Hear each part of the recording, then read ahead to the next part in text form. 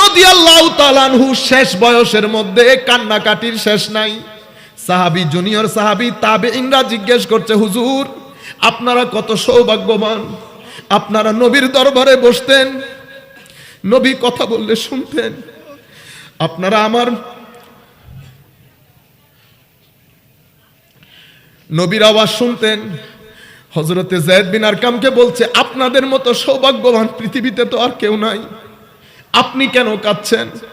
এটা ঠিক বলেছো, কিন্তু আমরা নবীর মজলিসে বসলে আদবের কারণে নবীর চেহারার দিকে তাকাতাম না। পরিস্থিতি এমন হয়েছে, তোমরা যদি আমাকে জিজ্ঞেস করো নবীর চেহারা কেমন ছিল, আমি বলতে পারবো না।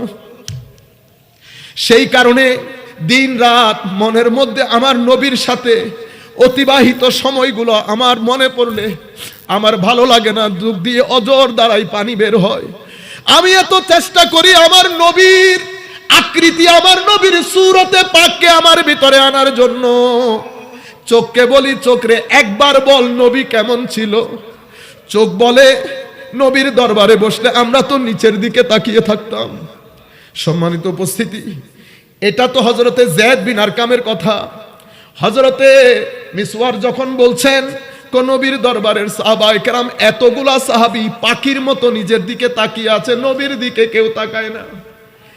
এই নবী যখন কোনো কিছু করতে বলতো, লক্ষাধিক সাহাবী একসাথে গিয়ে ওই কাজ করতে চাইতো। এমন ওবিডিয়েন্স, এমন প্রেম, এমন ইশক। নবীর চুল মুবারক কাটা হচ্ছে, মুসলিম শরীফের রওয়ায়াত। যে রওয়ায়াতগুলো বলছি সব বুখারী মুসলিম শরীফের রওয়ায়াত, বাইরের কোনো কিছু না। নবীর চুল কাটছে। হযরতে আনাস বিন মালিক বলছেন, রাআইতু রাসূলুল্লাহ সাল্লাল্লাহু আলাইহি ওয়াসাল্লাম ওয়াল হাল্লাকু ইয়াহলিকুহু, আমি নিজের চোখে দেখেছি নাপিত যখন আমার নবীর চুল মুবারক কাটছেন, ফাআতাফা বিহি আসহাবুহু, সমস্ত সাহাবায়ে কেরাম চতুর্দিকে আমার নবীকে তাওয়াফ করছে, হাত কানা জালের মতো বিছিয়ে দিয়েছে যেন কোনো চুল নিচে না পড়ে। চুলের প্রতি, আমার নবীর চুল মুবারকের প্রতি, এটা সাহাবায়ে কেরামের আদব। বুখারী শরীফের মধ্যে হযরতে আবু উবাইদা জলিলুল কদর সাহাবী হযরতে আনাস বিন মালিককে বলছে, আনাস শুনেছি তোমার কাছে আমার নবীর চুল মুবারক আছে। আনাস রে, আমার কাছে যদি আমার নবীর একটা চুল থাকতো, আমি দুনিয়ার সবচেয়ে উত্তম সম্পদ মনে করতাম আমার নবীর ওই চুল মুবারককে। আমার নবী মধ্যাহ্ন অর্থাৎ জোহরের পরে আমার নবী ঘুমোতে গেছেন উম্মু সালামার ঘরে। কতক্ষণ পরে আমার নবীর শরীর থেকে চিনচিন করে ঘাম বের হচ্ছে। পাটাইয়ের মধ্যে আমার নবী চাটাই টাইপের কোনো কিছুর মধ্যে শুয়েছে। তপ্ত গরম, গরমের মধ্যে আমার নবীর শরীর মুবারক থেকে ঘাম ঝরছে। কতক্ষণ পরে উম্মু সালামা ছোট্ট একটা বোতল শিশিল নিয়ে ওই ঘামগুলো পুরানোর চেষ্টা করছে। আওয়াজ হওয়ার কারণে আমার নবী জিজ্ঞেস করছেন, উম্মু সালামা তুমি কি করছো? হযরত উম্মু সালামা জবাব দিলেন, হুজুর ঘাম মুবারক গুলো একটু সংরক্ষণ করার চেষ্টা করছি। কেন? এগুলো বিভিন্ন অনুষ্ঠানে আমাদের বাচ্চাদের আতর হিসেবে ব্যবহার করার জন্য। আল্লাহু আকবার, ইয়া রাসূলুল্লাহ সাল্লাল্লাহু আলাইহি ওয়াসাল্লাম। আমার নবী কোনো কিছু বলেন নাই। আতর, ঘাম মুবারক, চুল মুবারক, নখ মুবারক যখন আমার নবী কাটতেন, সাহাবায়ে কেরামের মধ্যে আমার নবী নখ মুবারক বন্টন করে দিতেন। নখ মুবারক বন্টন করে দিতেন। এখন আমি এই সাহাবায়ে কেরামের, আমি তো সামান্য করে আপনাদেরকে বলছি, পুরা ঘটনা তো বলা সম্ভব না। এখন বলেন তো, এটা কি সাধারণ সম্মান ছিল? এটা তো সম্মান। সাহাবায়ে কেরাম চাইতো আমার নবীকে সিজদা করতে। আনসারী সাহাবীর উট কাজ করে না, উট। আমার নবী সাহাবায়ে কেরামকে নিয়ে গেছে। আমি সংক্ষিপ্ত করে বলছি, হাদিস এখানে আছে, হাদিসে পাওয়া। আমার নবী যেতে যেতে ওই উটের কাছে যাচ্ছে। সাহাবায়ে কেরাম বলছেন, হুজুর যায়েন না, উট পাগল হয়ে গেছে, যারে দেখে কামড়ায়, যারে দেখে কামড় দেয়। আমার নবী বলছেন, আমি এটা নিয়ে ভয় করি না। আমার নবীকে যখন উট দেখেছে, সুবহানাল্লাহ, আমার নবী উটকে বেঁধে রাখার সময় একটা জায়গায় বেঁধে রেখেছে, উট বলে পাগল হয়ে গেছে। আজীব বিষয় হচ্ছে উট কাজ করে না, তারা আমার নবীর দরবারে আসে। কারো ভাত নাই নবীর দরবারে, খিদা লেগেছে নবীর দরবারে, হাতের মধ্যে ব্যথা করছে নবীর দরবারে, বাচ্চার পেটে অসুখ নবীর দরবারে, প্রত্যেক কিছুর কারণে সবাই আমার নবীর দরবারে। আমার নবী উটের কাছে গেলেন, কখনো বলেন নাই উট কাজ করে না তো আমি কি করব, বলেন নাই। আমার নবী উটের কাছে গেছেন। এই উটের রেওয়ায়ত এবং আমার নবীকে সাহাবী সিজদা করার বিষয় অসংখ্য অসংখ্য রেওয়ায়তের মধ্যে এসেছে। আমার নবী সামনে গেলেন, উট আমার নবীকে দেখার পর উট নাচতে শুরু করেছে, একবার সামনে আসে আর একবার পিছনে যায়। কতক্ষণ পরে আমার নবী কাছে যাওয়ার পরে উট আমার নবীর কদমের মধ্যে সিজদায় লুটিয়ে পড়ে। উপস্থিত সাহাবায়ে কেরাম দেখে বলে, ইয়া রাসূলুল্লাহ, এটা একটা প্রাণী, এটার কোনো আকল নাই। হুজুর, উট যদি আপনাকে সিজদা করতে পারে, আমি মানুষ হয়ে কেন পারবো না?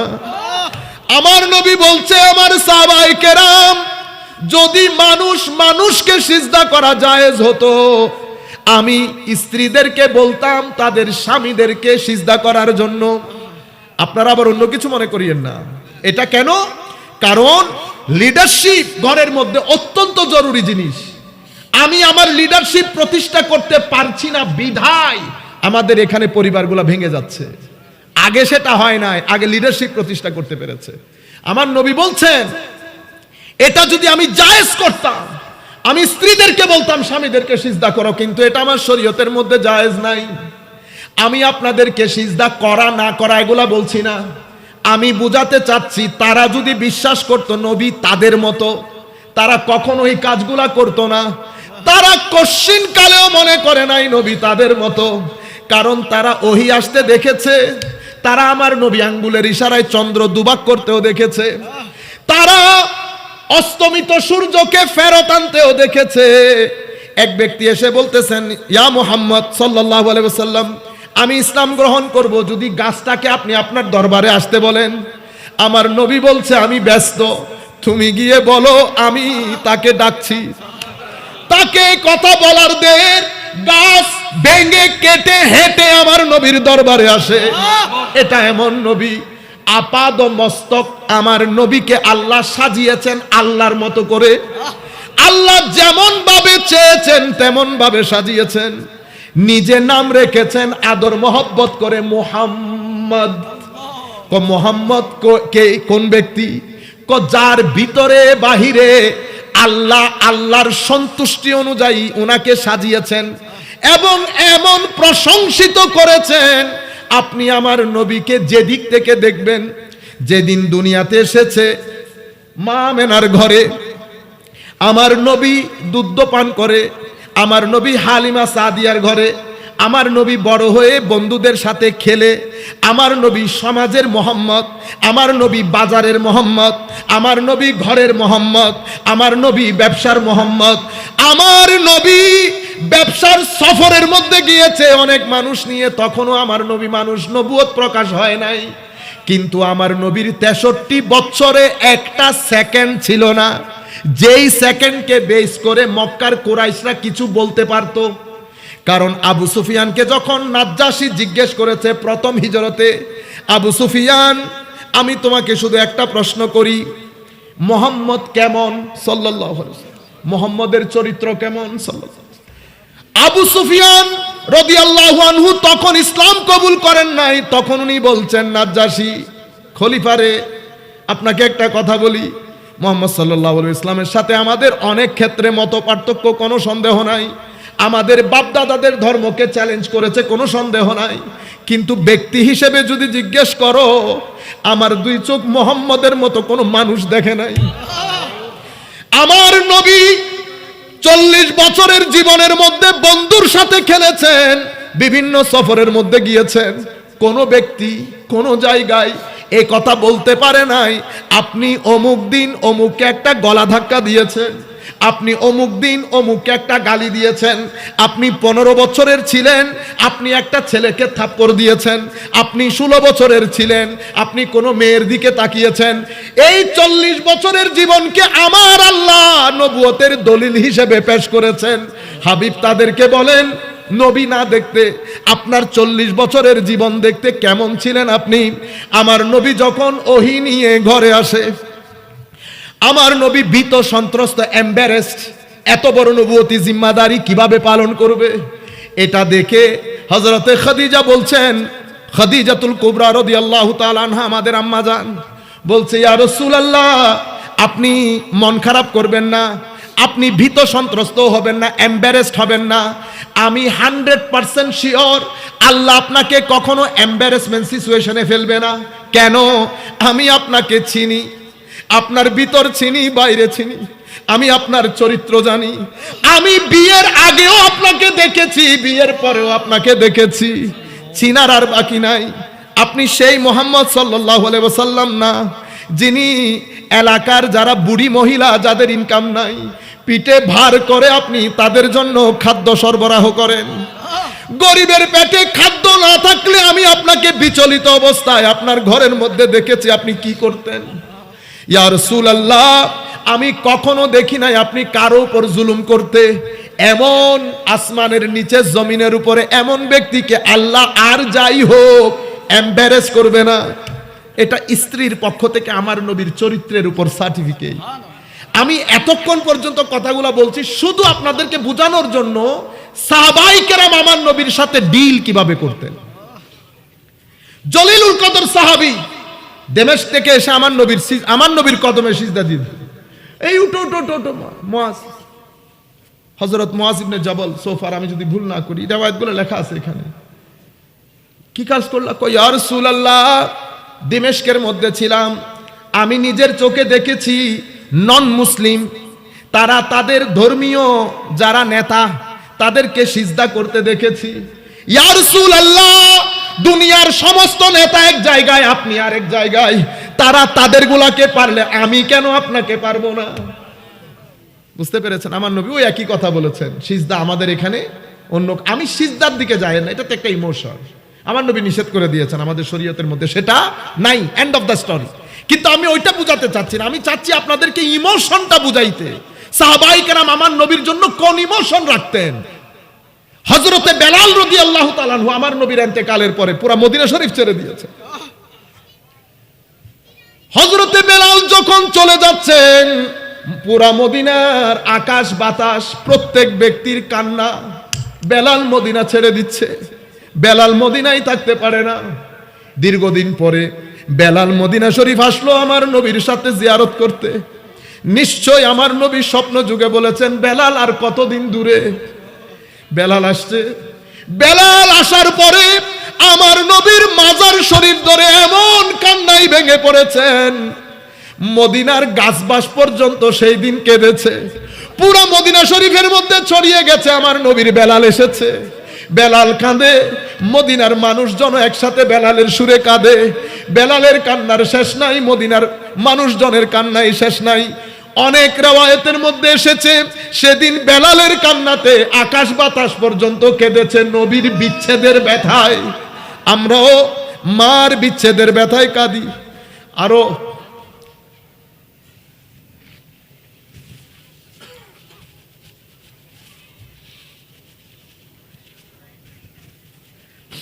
দুনিয়ার সমস্ত সম্পর্ক এক জায়গায়, লাখ মা আরেক জায়গায়, আমার নবী আরেক জায়গায়।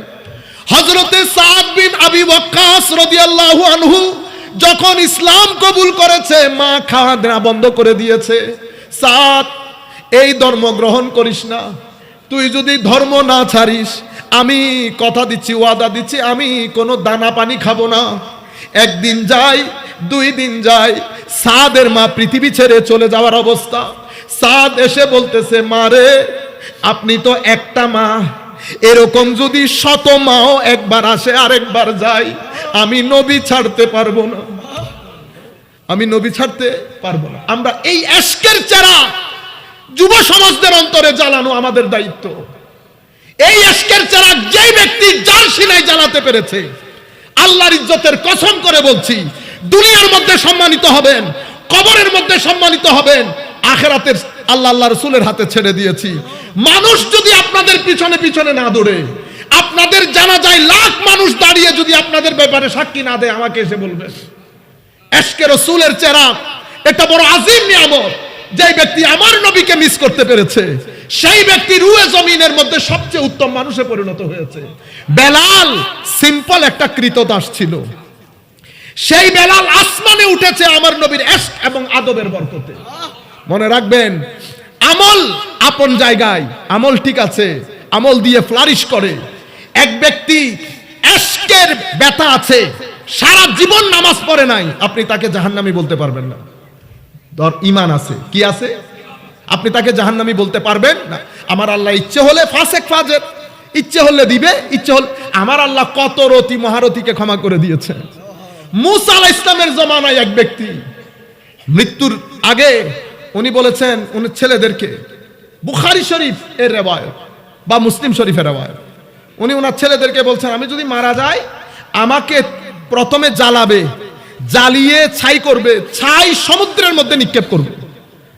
আমার আল্লাহ রাব্বুল আলামিন যখন ছাই সমুদ্রে নিক্ষেপ করলো, আমার আল্লাহ ফেরেশতাদেরকে ডেকে বললেন, তোমরা তার ছাইগুলা একসাথে করো, আমি তাকে আবার দাঁড় করাবো।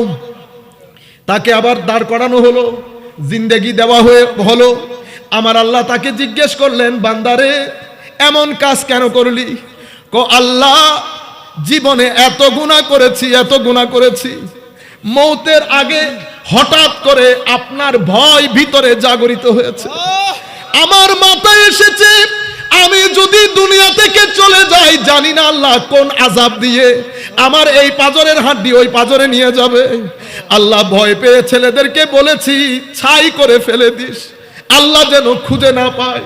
কিন্তু আমার আল্লাহর সুন্নত হচ্ছে, হযরতে লুকমান নিজের ছেলেকে যখন ওয়াজ করছেন, বলেছেন, বেটা মনে রাখো, তোমার জিন্দেগির একেবারে ক্ষুদ্রাতি ক্ষুদ্র অণু পরমাণু, সেটা যেখানেই পড়ে থাক, পাথরের নিচে থাক, জঙ্গলের মধ্যে থাক, যেখানেই থাক, আমার আল্লাহ কিয়ামতের ময়দানে তোমার জন্য ওই জিনিসটা উপস্থাপন করবে।